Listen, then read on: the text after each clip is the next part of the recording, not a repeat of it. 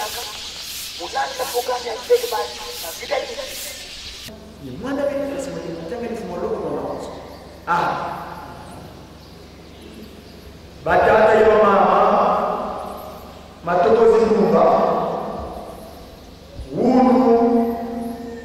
tunalandila mkinzi eto walidulu wafumo de Yesu Kristo katadalungana kiangali mbuluzianza kadi yani wazola roho asomanitu vanakemba mulungu kumye samba mungona ya nana ngumvu wa makumole yevuwa mosi 2001 lunsila lembo mono mina wowa mundinga ya mwana luti mzee yoho akapata mabaki sana kansi jamu ya ba dan tete tutengingi minangkara siku insiku beto na kamu masoma ngombe kata simoni kimbango kufana kwa zole mbwana pakungu yembwana pelekete muna mbwana pelekete pakungu kala na moto simba yetusi babo kwenanga kukunga mauzo mbele za kikosi boka kidini kumungu ile siku baludi bokla na filosofia mandogo siku kunzi kadi siku ukala kunzenta amu mundinga banzeza ufalasa kanzi mungu la nyo kinsusu kadi ba français mono ko ne ko wana kay baaw na ko kumuli nana baaw bakasa mono ko la ko ko kuliko yuko uwewa do mono ko ndinga yo falasa kinsusu donc la kinsusu en français batanga ko les interdits insiku yeto kwa mtandao kinataka simu kibao na watu malongo sio ndio ndio kutima watu vana na kufanya yao bazola ndio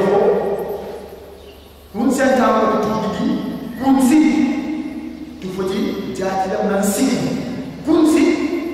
nsiku kadi mwasulu kokala wali mwa kulina volume wa watoto kotemna unawayengele unogala kwa siku kadi kuna mkola kwa sababu tume volume ni siku ijao na jo yeto wala tu kwa ndio ibagana mpaga siku itanga ndio kada semua ni mono kina kampai kuna pari semua 9 wanwa sana hizi kama ndio mono muyalo jela munu yalo tanga ndio kontu nsi ikalaga nsiku on voit la constitution on voit l'acte fondamental de la constitution du régime humanitaire ce pays là cette contrée on voit il ça comme d'habitude yeto ko atupé itanga ndio tu futi kala ye constitution. Donc, comment les 10 commandements, c'est la constitution humaine. Constitution humaine, l'acte fondamental de la constitution. Nous, vous dites qu'elle a une siku pour toi, ami. Quand vous qui faites une siku, vous dites à vous, il y a un bon scaphandre de combat. Quand vous siku, ils sont élevés, moi, on a fait le voyage. Vous, on a fait le voyage. Quand vous avez fait le voyage, kunga wanataka kundi longo na 18 mai msofete amakesa manungi muvuate mwalimu wa Yesu sambuwa tuvuate mwalimu mwalimu kwa mkono msikeza hapo insiku on appelle ça en français le scaphandre de combat donc ton corps n'est pas pour eux on a sasa nzila kwa kanyaka kwa kwa kwa kwa wena ye mwalimu iti commandement tu comprends volontario nanga so kila mtu magasi tutengi kapu kunga nan kita sasa diraba kumata babe kulu mbili tata kimo mchana ni mwa tofenda kisonga leo tineka tata kwanza vile na kufanya yani emene ndio sababu ngake ko nimi lodi boso nimi lukeni yiyani nguna kesawo yo wakile jaki sa kamu tapini tanga kada tumene komanga so bana kapten sa moja verset 7 rara vous remarquerez kuna mtu alalamela kwa ya kwa kazi kile kama hiyo kwa kiki yani bika kwa kuruka disoke leo kazi yake ni musiko tata kisori hadi ya wewe loma bakala jaka bonzo tama kufanga takini papa mtu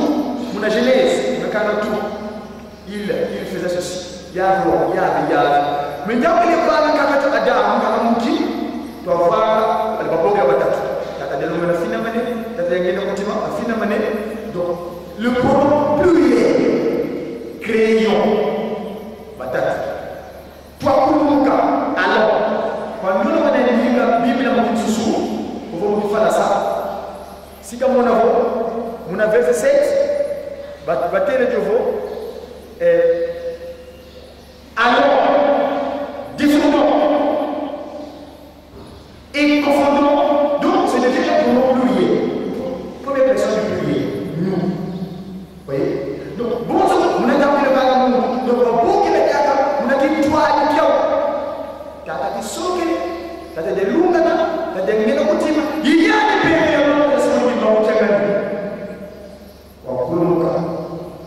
bitu babu tamza wa kulu bibi kingulu jambi kalau kuna muda mundur masih bisa ke oh dia wis dia oye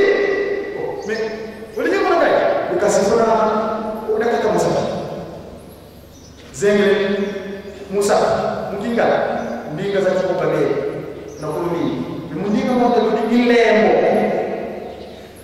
yeto lembo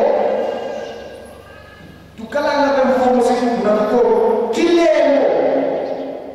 bakata sana kile yimna na kunga kuna kwa ile tote la yelele munzila kwa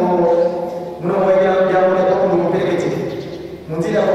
ndopele ngomba la kama ilanga lembo yake c'est un secteur de piège va tout la commencer à se battre mon ami ici les mots le piège pour ça les niveaux qu'est-ce que je commence à cariner à il y a un niveau bon on a dit bon vous avez le bon c'est donc moi les lions le roi des animaux il y a un qu'on a pas chef coutumier les dépositaires de cette tradition il y a qui Kouloumi mais ça va poso vous m'en avez dit ça va mais pour non la canada vous dites la chose les mots il y a un niveau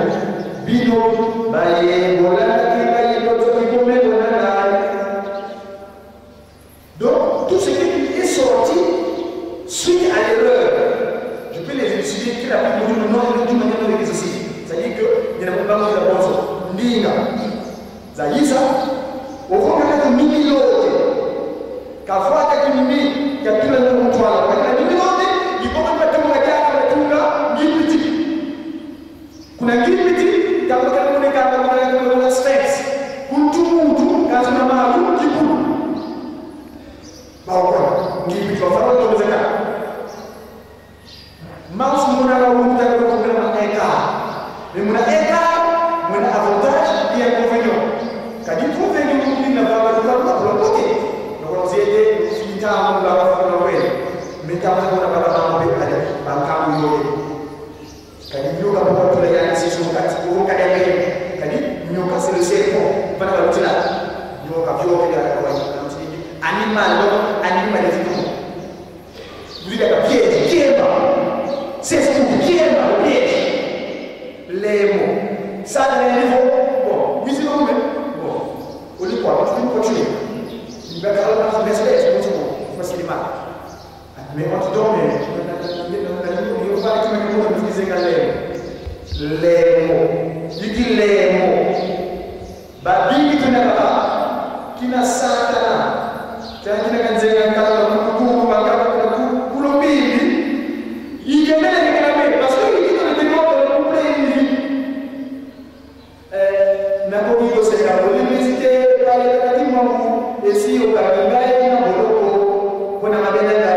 et si au Cameroun, et si au Cameroun, Bolivie, c'est le Bolivie, Chicana, il y a un Fana, Chicana, Bokozi, il y a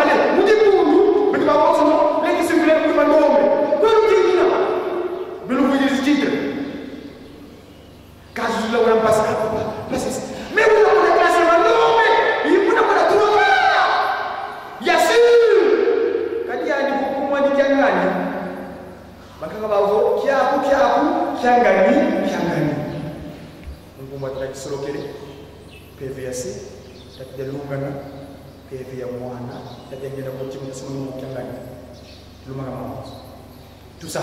c'était la chose. Moi, je sais que c'est moi, je suis c'est une chose qui a pouvoir passer sur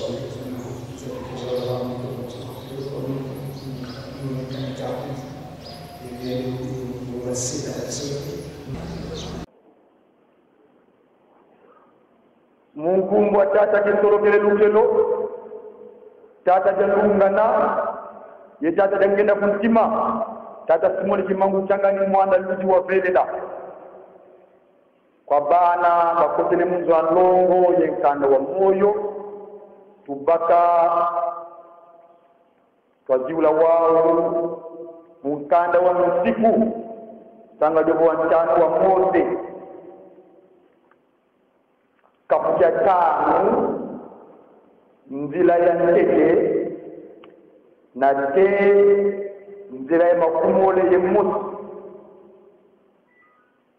oho tukuba mane tutanga mkumbwa tata kisolokele tata jalungana itata lengena kutima tasumoki mungu kyanga ni mwandaluzi wa belela Mose wa kutikisa Israeli jajo wavuka kwa bao Israeli nawe mina yensiku mingi na kulukama kwapo mbasi lwalungu kamyo yekeba yevanga myo Yave nzanjeto wavanga luwawa luyebejo oledi Yave kavanga luwawa lulolo yemasemejoko kandi wavanga lo yebejo kibeni tubapo twena moyo vava kwapo Yave wavuva yebeno zizi muzizi mutia bamongo muntangu yina munu ya kilama vakati Yave yebeno mukulukamba mavuva Yave kadi lwamuna wonga mutia kala tomuka bamongo ko yani wavuva Mono Yave nzambi aku yakuva ikisamu ya ngipiti munzo atinanga kukalani yenzambi zangakako yemonoko kukivangilani kitekiko kakifwani kena lekwa kena muzulu volekwa kena baba mtoto volekwa kena mulangu kuntia mtotoko kufuka manani jo vosagila joko kadimono Yave nzambi yako inzambi ya kimbala yivudu zilanga mamase landu mubana na teye mbandu ya ntatu yeyanja mubawu bakumelanga kasi yile mukilanga na teye fune ya dimbandu mubawu bakunzolanga yekebanga ntikususatu kusadilani kumu Yave nzambi aku mungatuko kadi Yave kana nungisa muntu usadilanga kumwani mungatuko bandila lumuka lumingu mbasi wakeba cholongo bonzo okukeli Yave nzambi aku lungu samba nu unasala yesala salu yako jakyo kanti lungu kemtamboja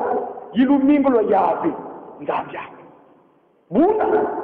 kusalani saluko kamwana ko bakala vo mwana ko ankenjo ko kasilo kyapo kya bakala vo kya kenjo ko kangombe aku vo punda aku mupulu byabo bya turuka ko kanzenza ko wena yaku mungu ya mlelo nyaku mbasi selo kyaku kya bakala yeselo kyaku kya kenjo bavunda mutongege bambuka moyo vomye wakalananga munsi yangipiti yevo Yave nzambi aku wakuva ikisa munakokwa ngolo yekoko kwa labuka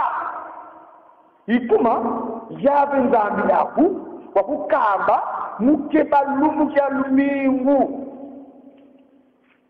tufimba sio chikezo kikili sakapu cha zila yayi vumina si yimbudi aku bonzo wakukamba Yave nzambi aku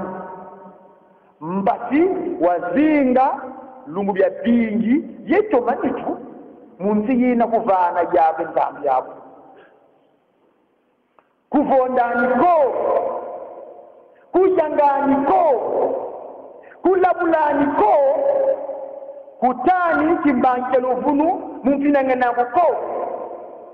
kuzini nani moyo mungazanzinangana kuko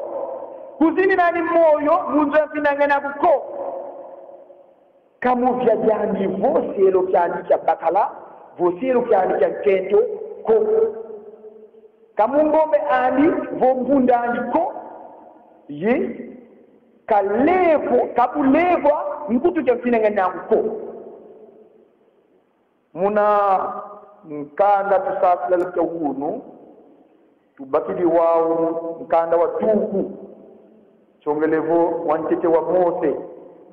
mundinga tubanzeza batanga vo Genèse kapuja 10 ye Mosi nzila ya ntete ye nzila ya voa nkumbwa kapukyo nzo ya yomi kubabele ye vilu aninga natanga mkoma kibalongo hata simuli kibango kyanga ni mwanda lujo vele mtoto wa mbimba wakala ndinga yimosi yempobolo yimosi buba yenda ku este bamona ndimba munti asinali bavwanda mundu bawu bavoba sana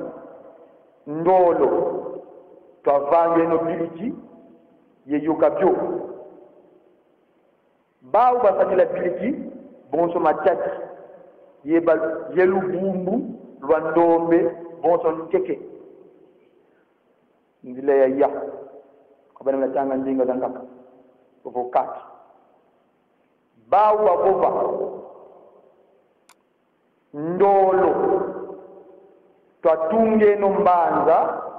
yenzo ya yongi inalambuka na teye kuzulu twakivanga ngumu katidi mwanga na bantoto wa mbimba ndila ya 5 savo 5 buna yave wakulumuka mutala mbanza yenzo ya yogi yatunga bana babantu samba yave wavova tala bawu benankangu umosi babu benandinga yi mosi babati kidi vanga jati tukabwabu kabana lema na lekwa kibakeni muvanga ko tumateza nzila yake samboja 6 dika twakulumuka yevilula ninga au kabidi zaya sana ninga tukavana yave wabamwangisa baluselwa mtoto wa mbimba bayambula mutunga mbanzi ikumba yabikwa babele isavo mpilulu kabi muna yave wa vilula ndinga antoto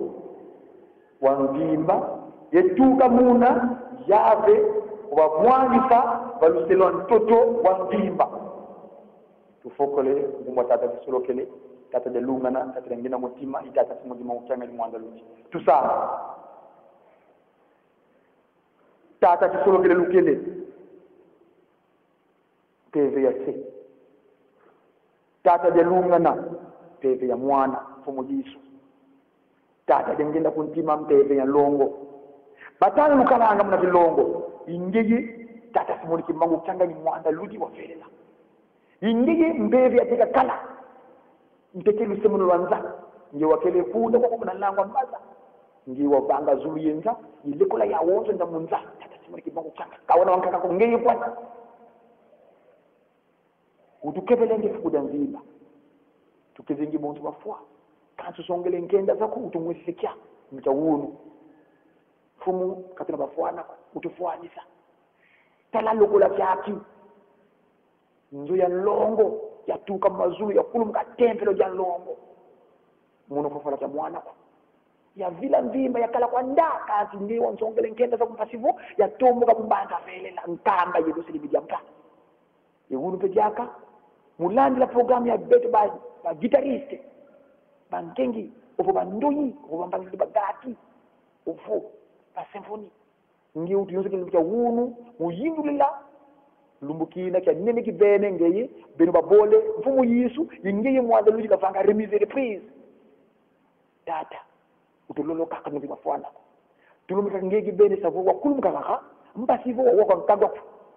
matuwa taluna pito sabila kayimuna mwana juvuluzu wetu bana bena kwanda bavila kanako bakonyulo kaka ebana bina kaka kala yetu kangu di musi mpasa wa ndinga ku pasabila yo muna wisi tuba longo kaduze bibo ngiko no ndinga ku makongo matatu kongo da ntu kongo da tabi chako etu kongo da kati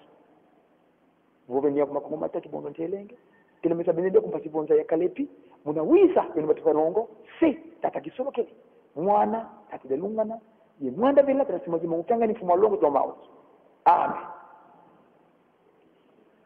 batata yo mama matoko zinumba wunu tunalandila nkinzi eto banza kimbongo walujindulu na lembo batari bogla baza kibraza wa moto Yesu Kristo kuna malunga ya lungana kiangani mvuluzi yanza kadi yani wazula luvo kasoba nitu vanakemba mulungu kya 10 sambanu mungonda ya nana mulungu wa makumole ye luvua imosi 2001 luntila lembo mono ngina wowa mundinga ya mwanda luti tuzejovo akasabati mabakisangako kanti jamu dina ra jancheke tutengingi munankada nsiku beto munankangu yeta itangidombe tata kimbongo chenga ni mwanzo wana mbwala zole mbwala pakundungu ye mbwala pelekete muna mbwala pelekete ye pakundungu kalanga boso ntimba yenzuzi babo bakwenanga bakulumukanga maunzo lubeti la kulukimosi bo pakibi mkungutu bogele nsiku baludi tubogela na filosofia mandombe nsiku kunsi kadi nsiku ukala kwa kuntanta au mundinga banzenza ko falasa kantu muni bogela ngani yo kinsusu kadi ba français mono kuna kwendi kubwana nga yepau nanga waumvu makumoli nana bawu babaka sembolo bogela ngabo ikoko kokoriko ikoko golwa donc mono bo ndinga yeba falasa kinsusu kwa donc muna kinsusu ko français batanga bo les interdits nsiku yeto wantu kuntangu kina tata simule kimangu muna bati balongo da bati solo kenda dalunga da ngi kontima batu vangu muna bifoni soni kyau bazula dioko kuntangu batu tudidi kuntu fodi jatila muna nsiku kunti nsiku kadi mumazulu kaukalanga kwa nikuna kwa lunungu kwenina vonungu ni baba mtoto kote muna mkayengele kuna kala kwa nsiku ko kadi kuna mkota kuna sabo songele vonungu ni siku ijao jojo yeto watu kono nga auji baganga mbovu mkumeka nsiku itanga jogo kata sumuri jimbongu mono pina kambai kila kuna pare musimu nono neuf wando akta kuna elize itanga jogo mono munu yalu tabilana munu yalu tanga jogo konto nsi ikalanga nsiku ovo la constitution ovo l'acte fondamental de la constitution c'est ce qui régit l'humanité ce pays là cette contrée ovo igali tanga fata jitu yeto wa antupe itanga jogo tu vois dit kala yé construction. Donc, comme mon nom, les 10 commandements, c'est la construction humaine. Construction humaine, l'acte fondamental de la construction. Muntu, faut dire kala yé nsiku munito ani. Kadivo, ou qui vient nsiku, vous savez devant, il y a bon scaphandre de combat. Kadivo mun siku wenina, ils sont les beaux, moi on a vu la couverte. Au moins on a vu la couverte, on a demandé pas que nous soyons là. Kunga on dit tambula mu dibunde de longo, on a 18 mai, ils sont 21. Amakesa manungini, nous voite noa ninu, wa yisu nous sambulo wa. Tu voite noa ninu comme mono, bon si tu es en gafo, insiku. On appelle ça en français le scaphandre de combat. Donc ton corps n'est pas poreux. On a fait ça une ville là, on va me dire que on a connu ça dingue, on a eu noani nous, il dit comment demander le jeu. Tu condoles un tango, nanga so vutu kila mukuma kansiku. Tutengi kapu kunga tu nanti tu safira mukuma cha Babel. Kulu mbimbi. Kinkulu cha mbimbi. Obi kadiri be kondolo betela bandu tati solo gele ta lunga ngena kuntima lumbu ki mosi kuna mbanza ki mbongo sila lembo batari bogla bazar ki Brazzaville kadi kuna malumani mono mu recherche zami eta itanga du mbanza ki mbongo tata ki mbongo kenga ni mwanda lu jovel la ki songa lembo ko kinaka yiza mu 2005 kinaka paka mvovo bukasasi kwa nkangu ya niveau tata mwanda vella kana tuvanga yani bo beno lubutana lumwanga munda ya mpimba telefon yeto wantu yeto bantu tulebe wilanga mase yani bo dina lunagaga lumwanga na munda ya mpimba kati wijiko kanzi tokele fana ka fluki mot ebwe ngine ndango sabo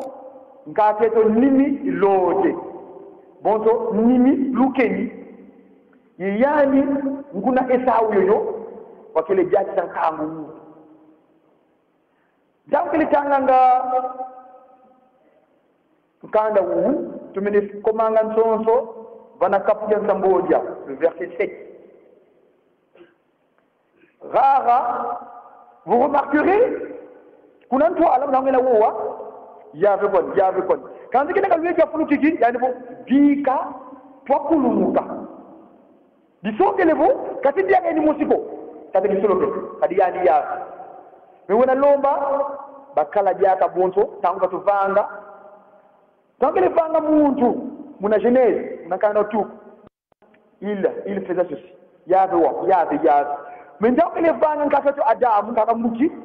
twavanga wale babonge batatu tata jalunga na fina mané tata yangena kuntima ba fina mané donc le pronom pluriel crayon batata twakulumuka allons kwa nyona wana ndinga biblia mkinsusu ovo mkifalaka sita mona vo mona verset batele jovo allons descendons et confondons, donc ça devient un pronom pluriel. Première personne du pluriel, nous. Vous voyez? Donc, bon, vous n'avez pas le banga moud. Donc, vous avez dit que vous n'avez pas dit que vous avez dit solo kele. Vous avez dit lungana, vous avez dit kutima. Il y a des bébés longs de ce monde qui va vous changani. Vous avez dit muka. Vous avez dit kulu bimbi. Kinkulu chambimbi. Mono ngina mona wonga kena yana ya ludi kujitomoka kuna ndimba sinali hili kadi ndimba sinali batile bo ndimba sinali la vallée de Chinia voler de Chinia ils sont levo benaye pokami le pot mat bayoka inzo ya yoni kuna babilo nyinga ya kangwa ba tunajindula kale lunga na kangani Salomon ils sont levo le Pacifique Comme Salomon, ça veut dire le pacifique. Donc, pacifique, le vouvamu, la paix. Yandi kontontangu, negele sianda melanga mukele wowa, mukiko. Bati mukele binga mukele bagi sanda ko. Kinaka sala e jamu jadi. Kangina wanjinga ni Kongo bakasa museba bel. Lumbuki muskalo ko nambanga jimbangu sabu Brazzaville. Lumbuki ram ka pakam fofo, mutala banza kala sinema ya ko kutuni ne. Bakaba wanga ni Kongo. Wangu tu mfumu Yesu. Mbe bapuji longo ka. Louis diwe fumu Yesu. Beto wantu bontu zulanga sadila tumuvana do papa kukutuni na. Muno tuga tumugele mbanga belela. Yina sidika. Mbanga belela. Kingala. Mendinga de gratin des aides c'est des c'est des langues qui sont venues par erreur. L'erreur. Bankaka veto, bavanga makondoro betela. Français, chinois, japonais, anglais et consorts. Lingala, Swahili, Lari, Dili, Teke, Bonsobobo. C'est des langues qui sont venues par erreur. Justement, ces erreurs-là, parlons-en. Tu vois la fioti, Mina, c'est le macrato, Mina, c'est le macrato. Tata Timbangu Tangani Bebe Longo, Manda Ludi. Muna le 3 octobre, na Manda Ngungu. Il y a un niveau, 3 quarts et années à sûr. Nous cargo à Thomas Yangalala. Kansi, mon kuna Ivana, on a fait la valeur. Votre ambassadeur, quand il l'a rencontre, il y a 5 mois, qui n'a pas qu'à l'angle pour m'ban. Oh, il a un moyo, mamou, mango, ya tanu. Pour tous 5 mois, il y a une recherche. Pourquoi seulement 5? 5 mois. Au fond, il y a une recherche aussi. Tata Mwanda Villa Batanu Kena, Batanu Mouyani. Donc, les 5 au mois. Donc, les 5 au mois qui sont localisés, papa qui sont localisés premier. Jalungana, Jangenda, Yokuna Malu, Yimasema Oyembudi. Tata Kimbangu, Yimama Chawanga. Kadimpungu ya Numuna Mamuilu, Yichawanga. Yani wakile wanga, Njambulu Zampumu Yisu, Yetata Kimbangu, Pamukele Mfana Salu. Kakile Munanga ko. Buka widingi, mais kaba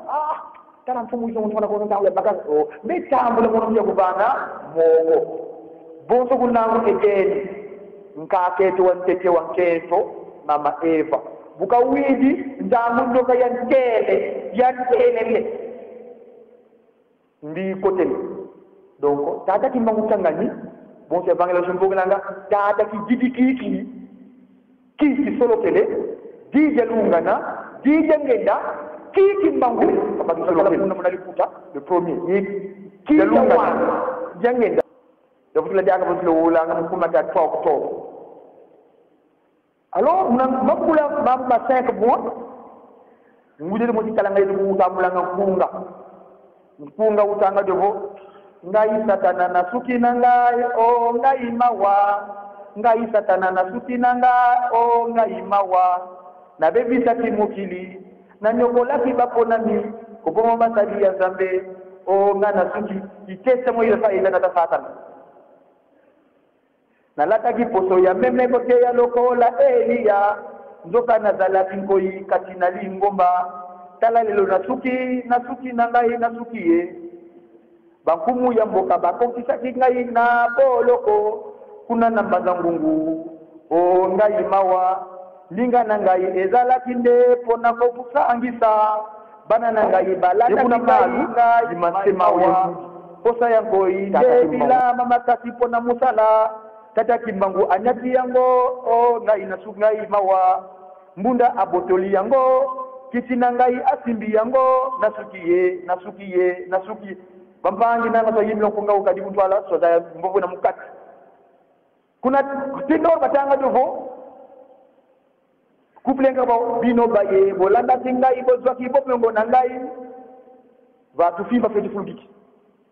bino baye bolanda tingai bozwa kibope ngona ngai boye bali wana ngai ezali pepo na bino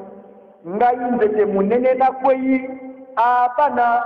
bino bitapipe boko kuma maebana ya tila mana piotira. C'est ça que mon propos est là-dessus. Tata Mwambanda le 16 août va na Kiemba. Kiemba wanda mukizinga mwanga ya mungu na mamwilu ikakeshi.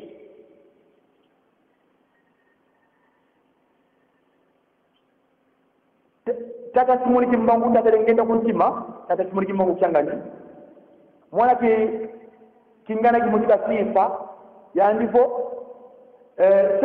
tata di musi wayenda sisi bana bali kulupangu kina basa kulupangu yandifo bana bami botu lenda kuna nzoya yibika kugenda ngaka kalunda kafaika kulupangu sisi ko kalupangu la longo kwa ndona faika mantaji halo kuna lupangu kuna bakala ubela bakele bwana mubingila bele kandi bankaka kondo kam bibudulu taw bakele to ngam kipaka mutara kuna nana kala kese kina kuna bankaka bagelu basonde kipaka bagai kiti bele kadi ntindo kala kuna lujangala lu biwe mpwenya botu monangale bien matériel baloka kuna mbuda mundu ndoke basindi sange di nge wizi de oye mais olinyo kuna ngai bikanti funa unakata musapi zengele musapi mujingal ndinga za chongo babele kuna kulumini mundinga mwanda ludi ilembo yeto lembo tukalanga pe mbo muti munakukoko kilembo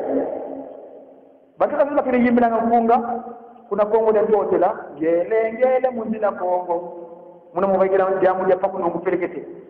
mundila kongo dotele lubaba lwa bangi langa lembo kyate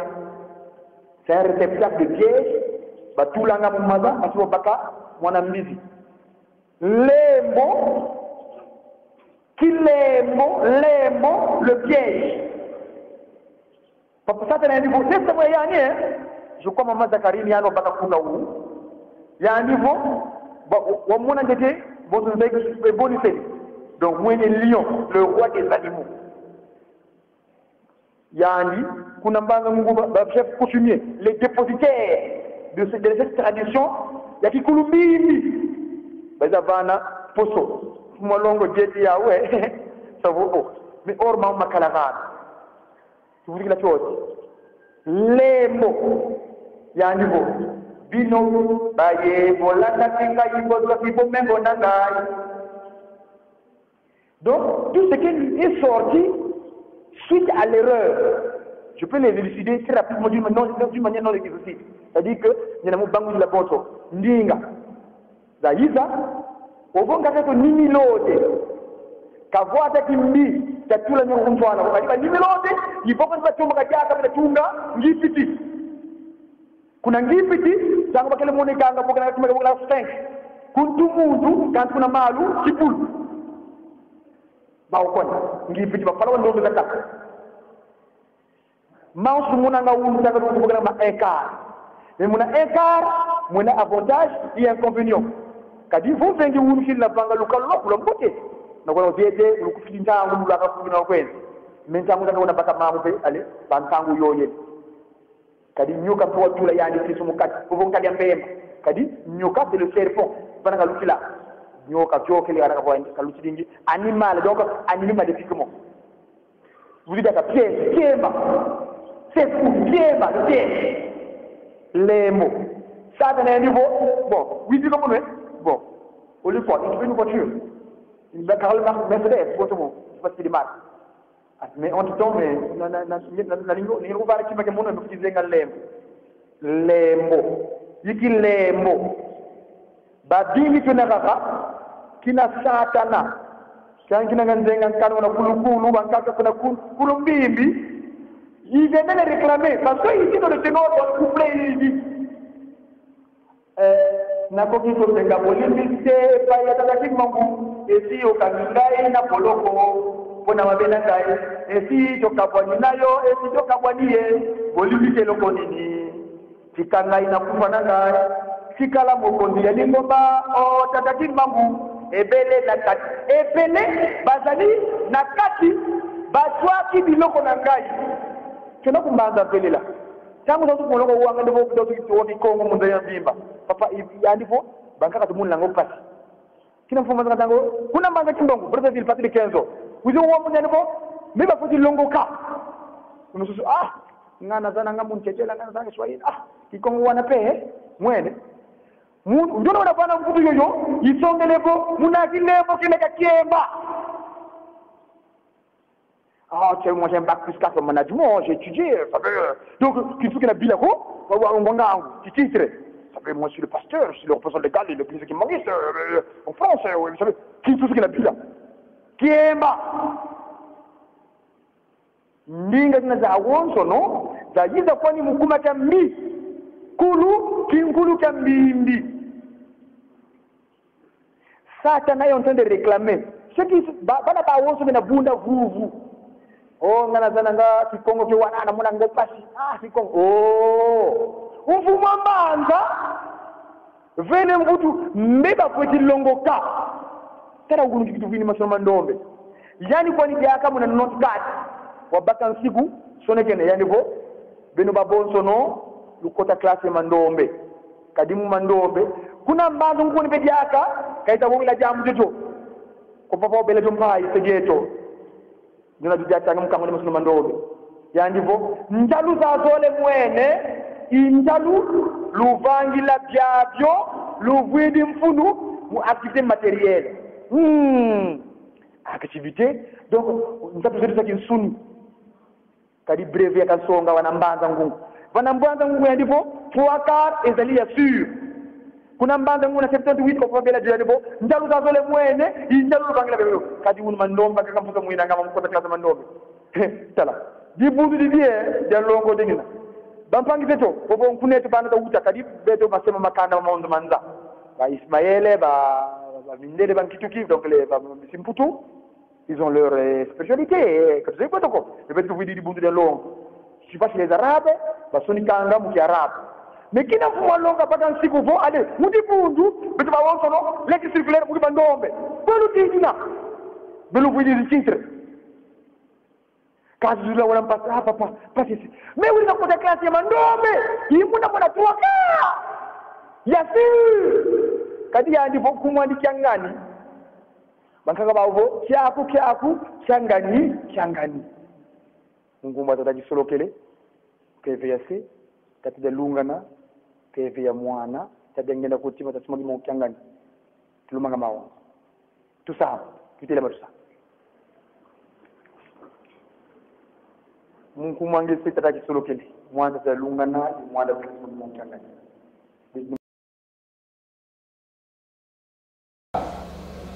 alors na yango tuzokene na samba malamu rendez-vous à Nîmes 2013 msonyo Australia weke tosala sumu sala ya koleka ici toujours se fait la mingi et quand on a fait sa programme il y a Colombie et Zalika donc et que pour mokiweza kutambula mabonde ni totikate mabonde ni na Colombie tina mimi msoko kanga mimi na Colombie oya yake na tongo wana unokezana kimoko zakolo kikomo na tangwa kolo yistangwa yake kusolana tata molimo son das motivant le 18 mars 21 zaki na midi awa sorola kina Congo alors kuna mababel tamu nikamwe koyaki oga tikaraki una bazaki kosola kaka na Congo donc nous osons apprêter tosenga bolibisi na ndenge tobebisaka mpasi na biso esila mpo nzambe asali mokili asali biso bato me na mutu nde apesaki mayele ya mingi mpo mutu adirige biloko nyonso na banyama na bandeke na bambisi na banzete na matiti na mai mbongo nyonso eye olobi telema etelemi tozongela wana towana wana ezonga biloko nyonso oyo oza nango mposa otangi na nkombo na ye aye na ye olobi likambo akosala donc nyonso wana nde tozosala makasi pouvoir wana ezonga ntango ekozonga nde bomoni ke oyo tozomona ke eza bisengo te oyo eza bisengo te pasi kutu soki olandi tata nzambe bisengo nde ye akondele ya biso tokoma na esika oyo te kimia ya libela ya libela ya libela bandoi jejeki gaki akengi symphonie biso nyonso tozwi programme moko chaque le 16 tozali awa nakasa mpe million balokoyeba balokoyeba bino mpe bobwaka ya karte na bino komisa biso nyonso toyaka mpona bongo soki nga nasilisi kangami foto après foto pose moke oyo bameli na miti te bakena komela ope balingaka komela ntina nkombo te aosala nini akoti na suku akoti na kwanga eloko nyonso ekomona mpona bongo nga nasilisi 3 jours na biso nde esili lelo lobi tozokisi programme na ngoma biso tosilisi oyo bakokende bakende oyo tokotikala esala ezali tosilisi na nkombo ya tata mwana pe tata molimo sango amen. Merci bandeko balandi ndenge nalobaki na bino ete tozotambola point par point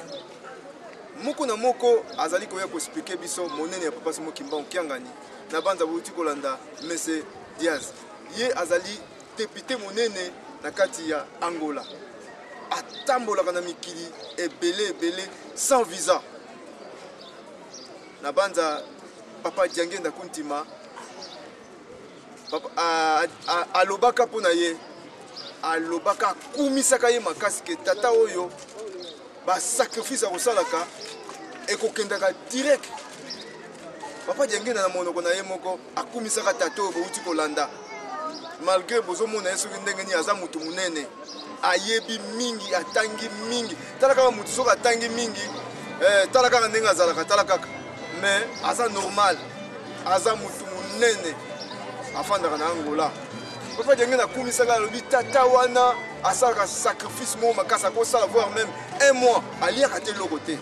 kaka na ntango moko ale mwa biscuit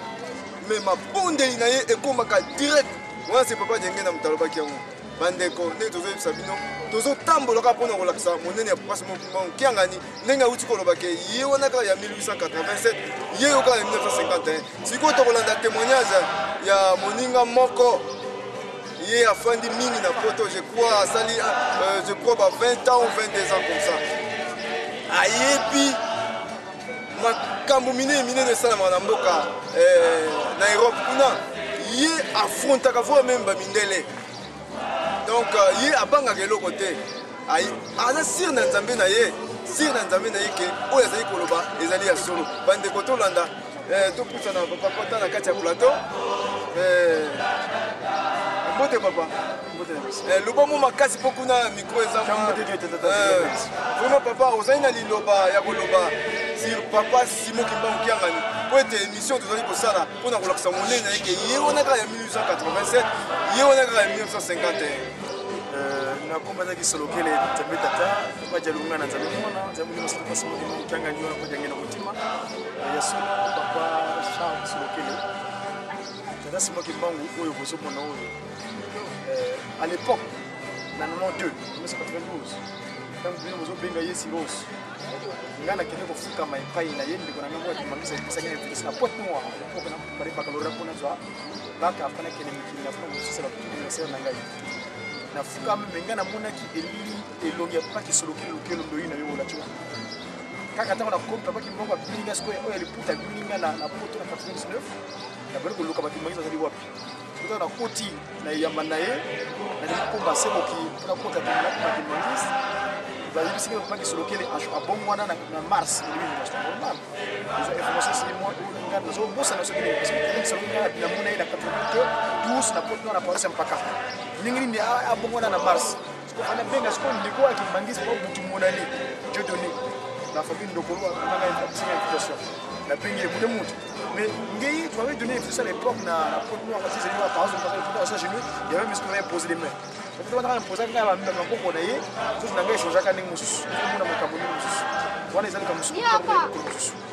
alors na bengi tu donné parce que ndeko nanga wana non mais c'est pas si rose c'est possible mais ngana wana pas ki solokele ici quand tu réponse il y a seulement là qui wana si rose ngoloba Seigneur investit pour rétablir l'ordre spirituel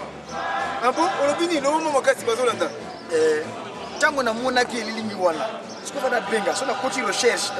iko pesa nga information que non lingi mona na taki kombo ya na taki longi ya mona na ngai ça dit que solo qui veut dire Dieu s'est révélé Charles qui veut dire fort et Daniel veut dire je juge parce que Charles c'est un pronom germanique fort car fort et puis Daniel et le mot Dan c'est-à-dire juge elle et où j'ai Elohim donc Dieu. Donc Dieu juge qui est fort, qui s'est révélé chez nous. Donc nous on a pas si rose à l'époque on a mené à la dit comme Elohim et le bosso. Donc Seigneur investit, S comme Seigneur, I investit, R remet tout rétablir au ordre spirituel. Donc amis elle est là. Et si on a appelé dans la nature expression wana aiko pesa aiko chika penzi mwa jijiki wende kunanga mazopeta wanganza ka guitariste apise fonso nzemo zimaka kata mfumu ambanza muwakala kwenda ya kutela vo tata natandokiza kisala kwa meye bandokiko kadi ntangu yingi bakwa misinkangwa me est-ce que non on peut expliquer on a lingala puisque mingi bayoka ki kongo def mombanza tango lingo kenda na ibisaki yo mema ndoki na yo ndio makamaka sisi utawa ndenge nzembe zolo ngai na kusana ngaba ndoki te pamba te tango mingi basakani baseli makambo ezangi tina na bana na ngai siko kupeli Uya yantiki di salukiame Uya yantiki di salukiame Ya lutelele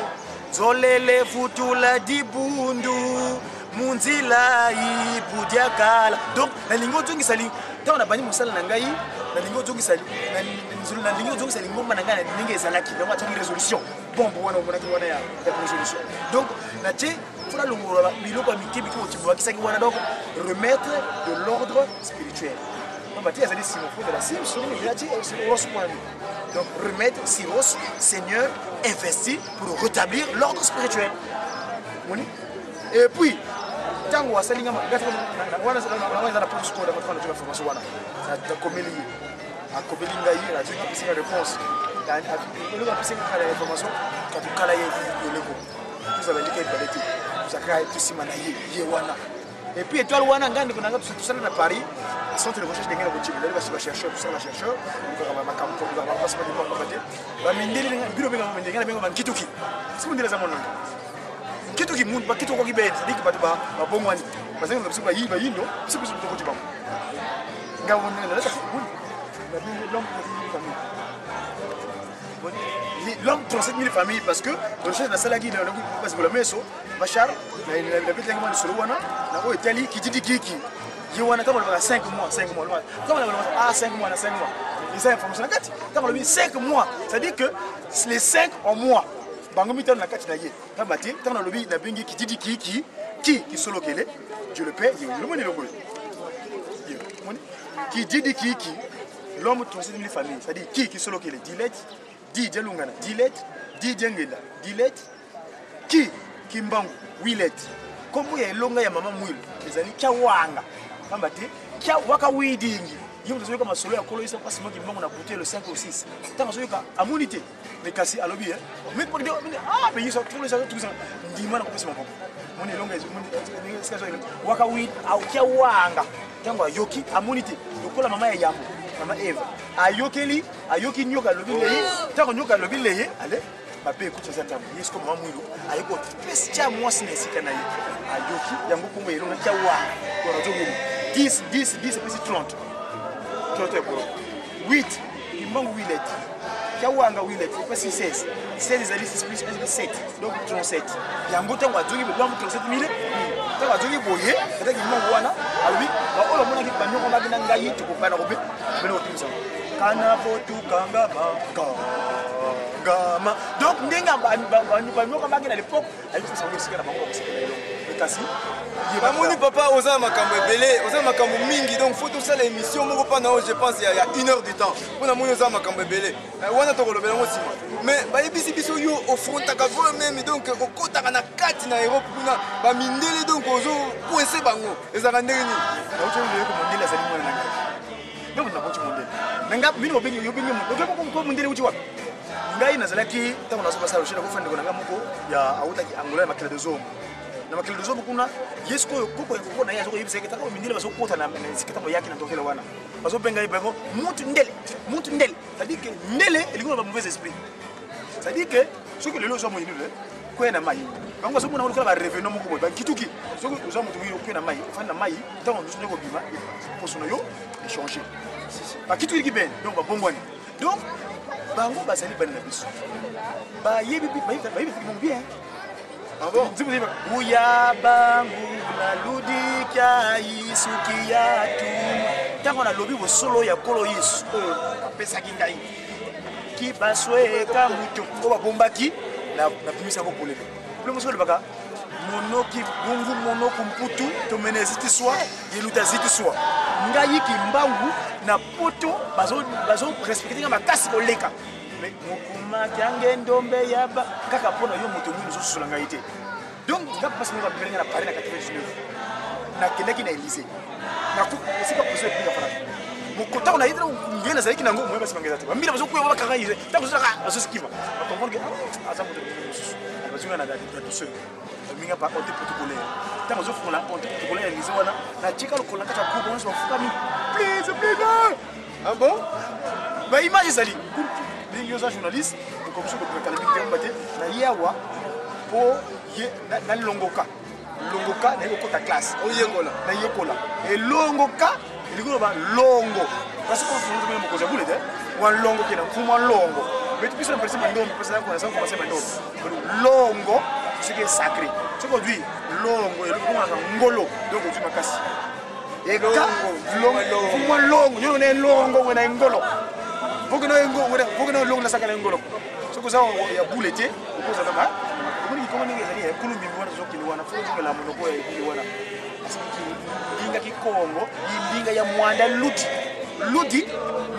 muni elembo ludi lo basolo muni ngona ngati mais bon to tuna mutuna moko batu mingi bazo vueza donc bazo négliger papa simo ki ma okangani bazo bakaka wana mwana wana est-ce que conseil yo kopesa bato wana bazo landa conseil yo kopesa bato wana po ete baya pena na nzela baye bake simo ki ma okangani ye wana ya 1887 ye okaka ya 1951 conseil yo kopesa oui c'est kaboye biso zo na ngakati grâce à Kicho Mandombe parce que on appelle biso toujours démontrer d'une manière scientifique. Exactement que makamako ndima baba tia yote ezali géométrie, c'est-à-dire scientifique. Géométrie, c'est une science. Mathématique, c'est une partie de la mathématique. Géo qui veut dire l'univers, métrie, mesure. Donc l'univers des mesures. Biso grâce à Mandombe, c'est la démonstration. Mathématiquement, on est que non, faut on ndima au contenté, ezali mathématique. C'est-à-dire qu'on fait comprendre. Oui, bien sûr. Il y a un mindé ngata on a la takapoy. Mundi la boya aucune fois. Pourquoi c'est bien comme ça? Parce que moi mon seki, tu voyez, puis ce moment le baka, baba ko ndima mo za passe. Faut démontrer cette démonstration géométrique que pas seulement qui monte kiangani, yi wana mulimo santo, yi wana azalaka ou te bandi parce que le bingi l'homme qui dit kiki. Qui dit kiki l'homme elongi wana. Qui dit kiki Et longi piso na ngambo ya Manzangi Mbango Osefa. Bandeko na ngaba guitariste Manzangi Mbango. Nzembo oyo sa divinité. Venez voir sa divinité. C'est ça qu'on fait la presse. Donc je le bandeko na ngasa kabo tout ça sur imminence. Parce que imminence ezali il y a des cardinaux qui s'appellent imminence. Non. Il y a sa divinité Simon qui m'a mutiangani. Voilà la différence. Bango boy comme imminence. Non, on veut plus de ça. Fini. Wana ba cardinaux ba miki on va sur ta classe de théologie sur nini sur ma imminence. Vous comprenez? Il y a sa divinité papa Simon qui m'a mutiangani. Voilà. Faut vous questionner ça. Il y a Nzambe moli muso amizela non avec vini pona mona 92 na longo moi na yi. Pas kiso. Yewana papa moli muso. Donc on est dit ce que ba lingi gai de Congo, kota na YouTube. Godi de Congo, na internet ko mona ngai na cheka ba promotion wana bato ba benga tapé mathématiquement les ali science les ali makambo ko nima te les makambo ya mathématique 1 plus 1 plus 2 yango je démontrer parce que mon kangani azali molimo au centre voilà. Merci mingi bandeko balandi na banda bozolanda biso émission Zibula Messe. Émission Zibula Messe ni ko loete fongola miso moto moyindo puisque papa Simon Kimbangu ayaka alongoli biso ban noir na miso po ete to yeba monene waye akomisi biso lelo bato mais to négliger to bosanye teke yende mutalongola biso na bombo oyo mais papa bandeko mingi bazotuna kombo na yo peseki kombo te kombo na yo ofandi wapi ya menkumbu taona bote mimi na sia tango parce que la bote maga tata na ngai apeseki mingi bazaka ba parce que ba tata ezali Matsumu Godefroy Rufa mais comme wana na compassion ya linga lota kombo na biso style ngalingaka kumu muntu yingumu dofuna yinga na yuto yo saliki solokele Charles Daniel dozali for na makambo ya pasi mo limongo na pasango na yi vous servir le misque wana mais ngai tango na ko lata ko Matsumu Godefroy c'est un prénom d'origine germanique ça veut dire Godofrido Dieu de paix ou la paix de Dieu mais donc c'est les alaki na zomona na tango na poto comme c'était une classe ya minde wana na osali mvula boy na poto 18 ans na mars na septembre ko ça 19 ans. Donc, et puis 40 ans, donc il y a un certain temps où on a auto c'est beaucoup on a Kenaki, parce que mon père a posé 40 ans après. Nous le baka fait de bana pour les coins fait na ngai. On m'a dit tamo da yak na zunga na sato parce que mon Alexandre a plus zakina. Bref, na ko zunga aussi kawara. Donc Matsumu, tant qu'on comprend signification de ko ba denga na bimelingai. Tant ba bimelingai wana bimi toi. Nous on a pas denga na fukana. Chikele na pari ko. Bimi toi. Ce qu'on pour na tunier, pour na kama kama sur le blawa. On a ce qu'on passe sa bombe, il y a résolution. On a besoin de parler de tata. Mais il va pas le mot qu'on a n'a mon nez sur tout qui dit. Tout ce n'est pas de la tenue de monde. On se le salaire engagé. Tu vas donne-moi de l'argent. Nous a tenu tête naïe que on est à comprendre. Bref, après tant la l'amour de la tongue wana, na mon rappeler c'est que Matsumu ngoba messager africain D, divinement Z, zélé, O, officialisation, U, l'union, M, matériel, O, ordre, U, universel. Donc, messager africain divinement zélé, c'est un titre. Messager africain divinement zélé pour l'officialisation de l'union matérielle universelle venant de Kaaba, Nouvelle-Jérusalem. Merci papa, tu vas continuer. Oui, il est sur MG de Goudani, nous connaissons le Congo. Mais bandeko balandi bozolanda biso na banda mingi bamoni ke na kati ete mais tokozongela esima tolanda nanu nzembo ya nkolo Yesu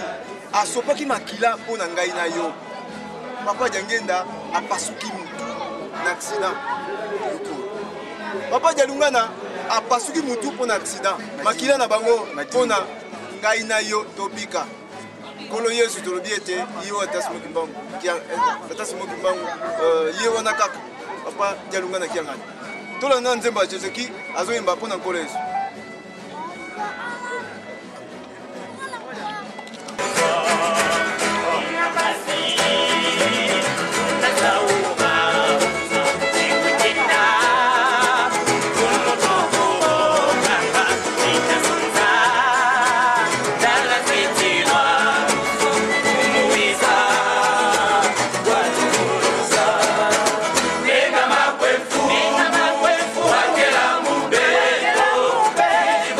Baby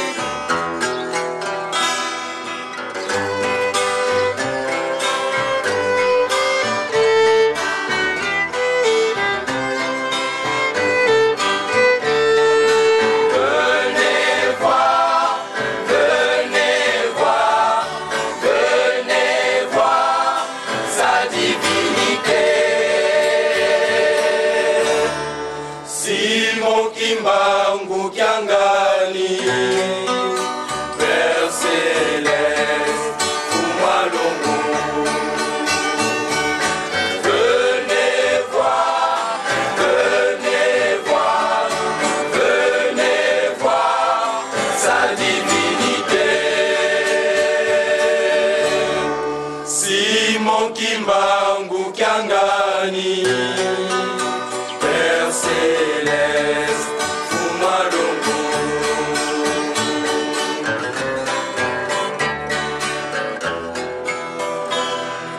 Il agit avec toute simplicité, sa profondeur divine insondable. Il est parmi nous, il est parmi nous. Père divin, Dieu tout-puissant, il est parmi nous.